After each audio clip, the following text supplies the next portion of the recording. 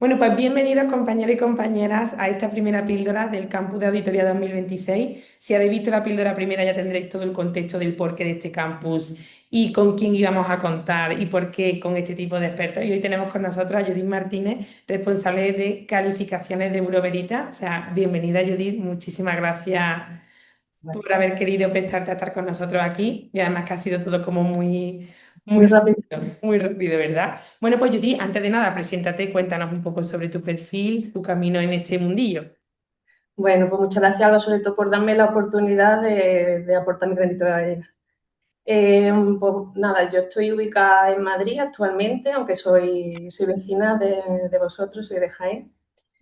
Soy licenciada en biología y empecé en consultoría, pero bueno, después me decanté por industria y me fui a Inglaterra un par de años y después volví y aquí estoy en Bureau Veritas. Así que ese es un poco el camino corto, pero fue largo.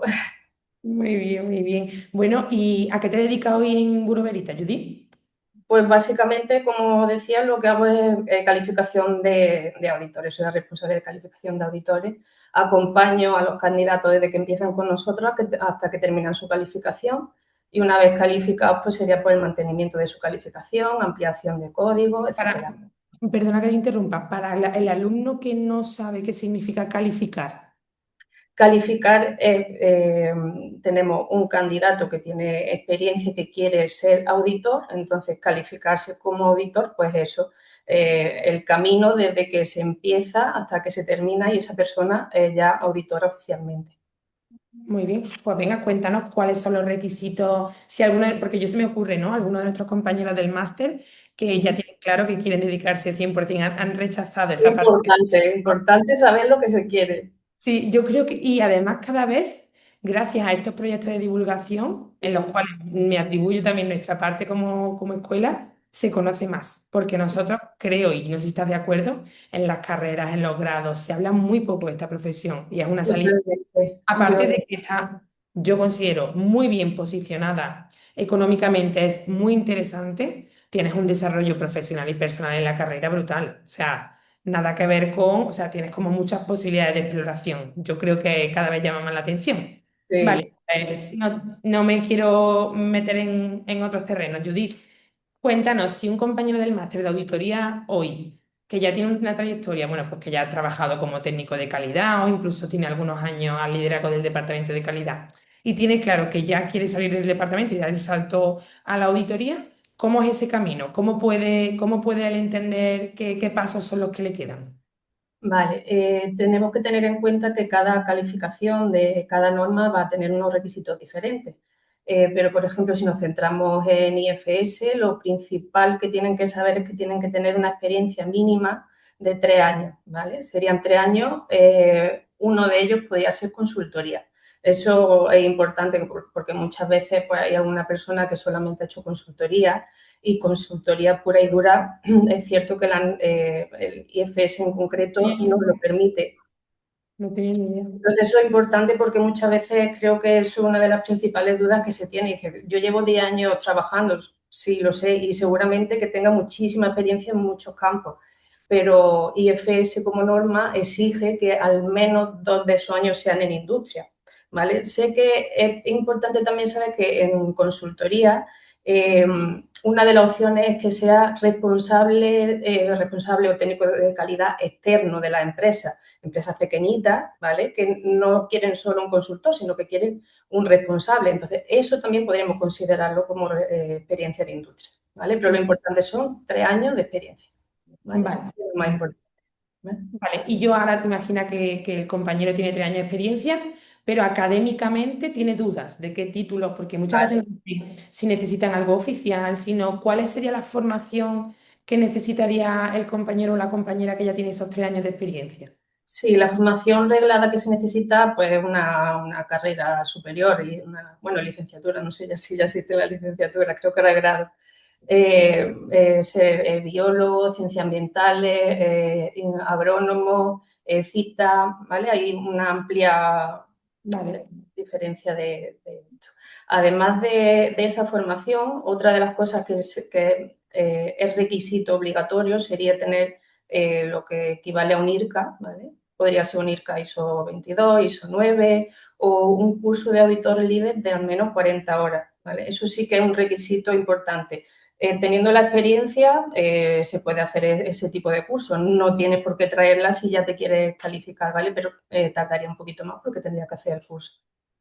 Vale, y Judy, ahora si ya estamos en la situación más favorable, que el compañero o la compañera cumple con estos dos requisitos, se me ocurre qué puede auditar y cómo es este proceso hasta llegar a ser auditor de la norma, ¿no? ¿Cómo es el camino siguiente?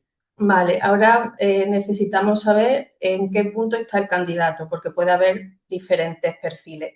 Uno, que el candidato tenga esa experiencia en industria, que tenga el IRCA y demás, pero que no tenga experiencia en auditoría, ¿vale? Otro, que tenga algo de experiencia, pero no las que IFS necesita, que son de auditoría en total. Y otra, pues que ya esté calificada en otra norma y que se puede calificar de una forma más rápida, ¿vale? Si un candidato cubre todo lo que hemos dicho anteriormente, pero no tiene experiencia en auditoría, tendría que hacer el proceso de formación de esa auditoría. Y eso consiste en 2 auditorías de Observer, 7 auditorías en formación y una supervisión, ¿vale? Que ahí es donde ya entra, que tiene que ir de la mano de una certificadora, por ejemplo, con vosotros. Exactamente, ahí es donde entramos a formar parte un poco más de lleno, porque nosotros somos los que planificamos ese tipo de auditorías para que los auditores se califiquen. Vale, y entonces el papel de la certificadora en este caso es acompañar y completar este camino hasta que ella se Exactamente. certifica y sale exitosamente como auditora. Exactamente. Entre que se hace ese programa de formación, también IFS tiene exámenes, ¿vale? Eso también tenemos que tenerlo en cuenta. Aparte de la auditoría en formación, el auditor tiene que pasar unos exámenes. Hay examen por escrito y examen oral, ¿vale? En el que tienen que defender un supuesto práctico. Y una vez que ya ha superado tanto esa formación como la supervisión final, pues ya quedaría totalmente calificado, ¿vale? Vale, seguramente aquí algunos de los compañeros y compañeras estarán pensando, Judy, en cómo de complejo es este proceso, porque parece que yo, por ejemplo, ahora lo he entendido, lo tenía como muy, no sé, seguramente será una cuestión de ignorancia mía, pero lo tenía como algo complejo y ahora parece que lo hemos entendido como sencillo. ¿Cuáles son los puntos de conflicto habituales que se encuentran los que quieren llegar a ser el camino de auditor? Bueno, así explicado parece sencillo, pero no lo es. Uno de los principales problemas, creo yo, es que, por ejemplo, cuando los alumnos se enfrentan a ese examen, eh, no hay un temario que les diga, esto es lo que tienes que estudiar. Sí que hay unas pautas, hay una guía. Nosotros, por ejemplo, como entidad lo que hacemos es darle un poco exámenes que han hecho otros compañeros para que les sirva de ayuda, para que más o menos sepan un poco de qué va la cosa, pero realmente no existe un temario. Al final es algo bastante extenso porque tienes que aprender un poco de todo, llevar al día el CODES, legislación. Entonces yo creo que eso es un poco lo más tedioso, ¿vale? Y en cuanto a la auditoría, al final no solo depende de la certificadora, también depende de la disponibilidad del alumno. Y aprovecho para decirle a las empresas que me vean que si alguien aparece como en formación, por favor no le digáis que no, Por favor. porque es cierto que muchas empresas son reticentes a que vaya otra persona más durante su auditoría, ¿vale? Pero las personas que van de observo en formación no van a influir para nada en el resultado final de su auditoría, así que por favor no le digáis que no. Muy bien traído eso. Yo digo que aquí nos ven muchas empresas, hay muchos compañeros que están trabajando. Se me ocurre también una pregunta que yo creo que cualquiera de nosotros puede estar pensando es ¿cuánto se extiende en el tiempo? Porque claro, la ilusión sabemos que es un motor maravilloso, pero la ilusión por el camino también se nos cae, se nos pierde. Y lo enlazo con económicamente esto, ¿qué repercusión tiene para las partes? Vale.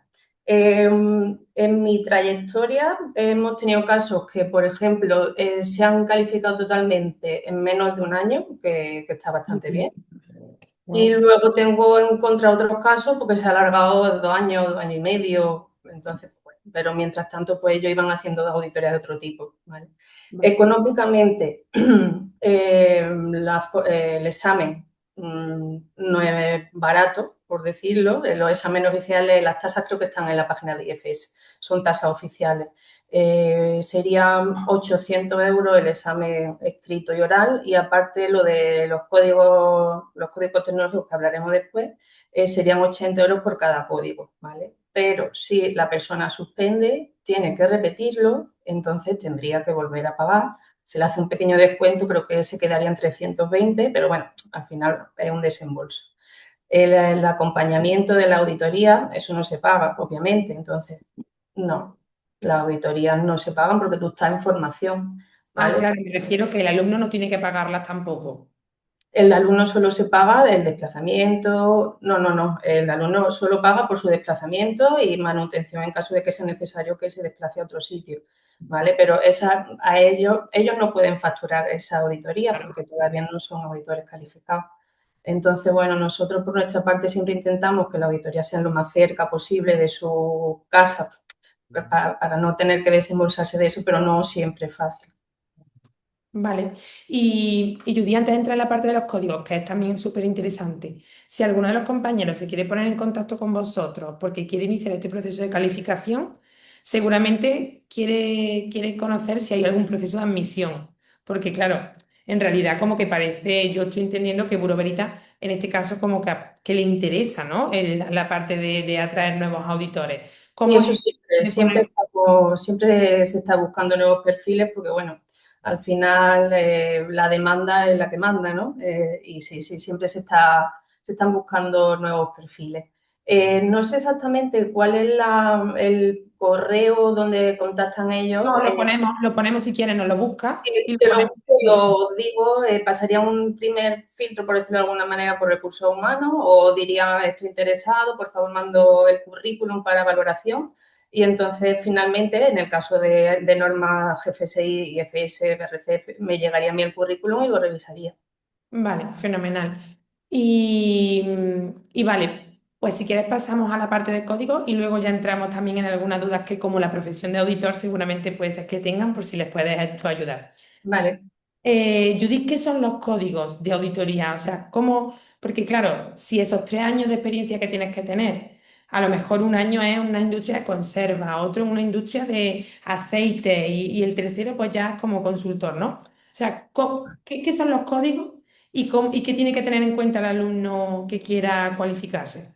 Vale, antes hemos hablado que lo principal o lo general que tenían que tener era la experiencia, la formación y demás. Ahora, para conseguir o para tener esos códigos, IFS lo que exige sería o un año de experiencia en ese sector o 6 meses de experiencia y 3 auditorías o 5 auditorías en el sector, ¿vale? Los códigos están relacionados con lo que es el alcance de auditoría.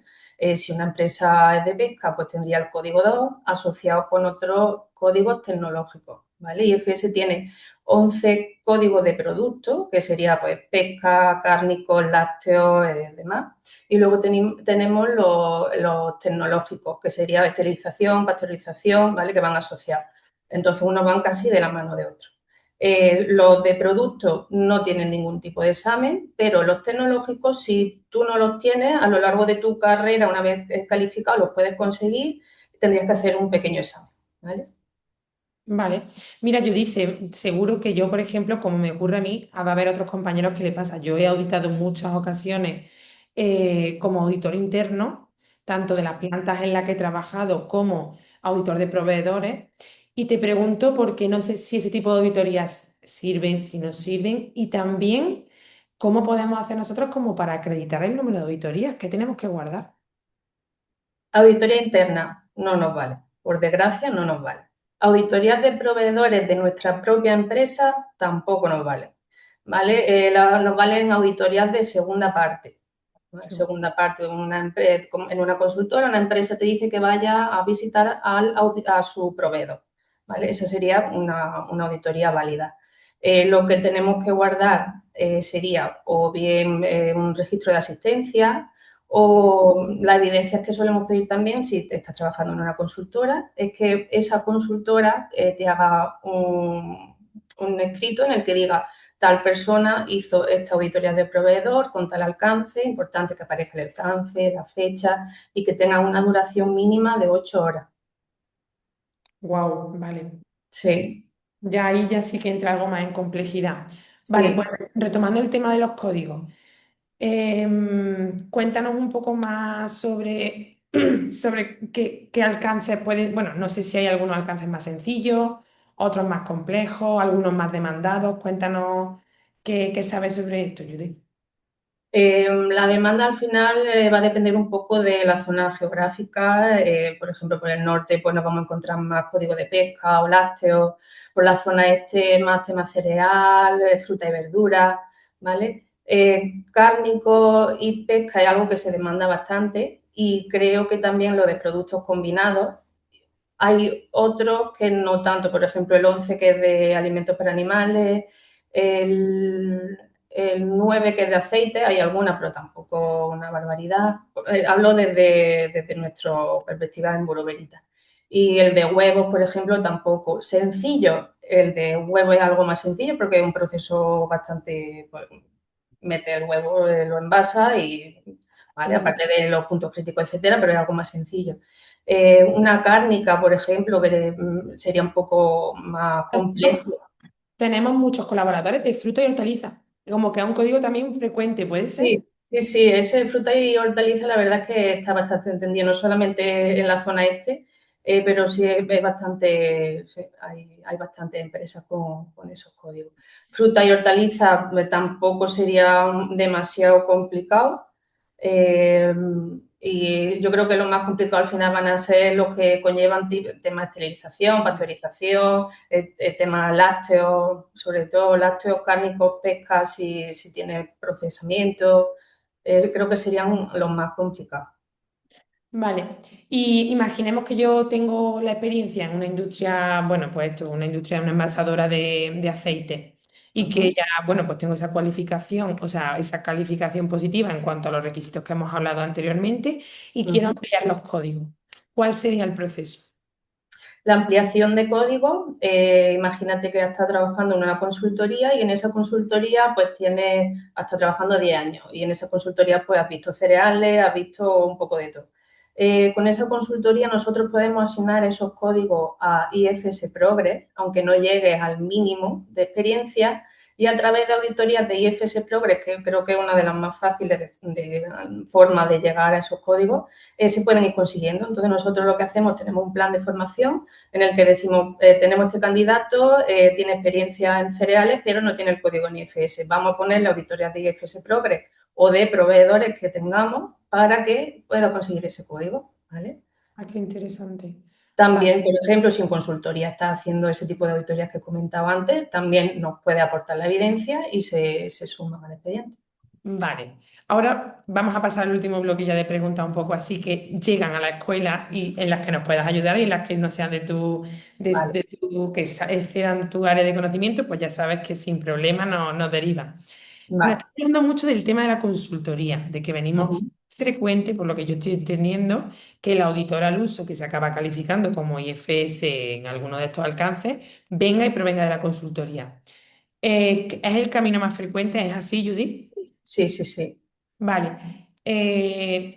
Creo, y nosotros siempre que hablamos dentro de la escuela alimentaria de la formación y en general de muchas de las patas de consultoría y auditoría, creo que ganar experiencia como consultor te da unas habilidades que muchas veces dentro de un departamento no las tienes, y es esa resolución de problemas, es esa exposición continuamente a nuevos clientes y nuevos proyectos. Es que creo que cada proyecto al fin y al cabo es un mundo y cuando estás dentro del departamento solo ves uno, o sea, un vertical, ¿no? Sí. Pero es cierto que también encontramos que muchos consultores no pueden o quieren auditar. ¿Cuál es ese tipo de conflicto? Cuéntanos brevemente si sabes algo al respecto de este tipo de conflicto. ¿Conflicto te refieres si un consultor puede ser auditor? Exacto. Sí, no, a ver, no hay ningún problema. De hecho, nosotros tenemos muchos auditores freelance que tienen sus propias consultorías Y el y que conflicto estaría entonces con la empresa en concreto, ¿no? Uno a uno. Exactamente. Cuando el candidato entra a Bureau Veritas porque se va a calificar, nosotros le pedimos un registro de todas las empresas para las que trabaja. Vale, Entonces, o imagínate si alguien tiene consultoría y tiene a alguien trabajando para él en esa consultoría, también sería un conflicto de intereses si un trabajador suyo va a una empresa que nosotros auditamos. Entonces, tiene ese registro, se bloquea en el sistema para que esa persona no pueda auditar en esa empresa. ¿Vale? Si mal no recuerdo, son 2 años.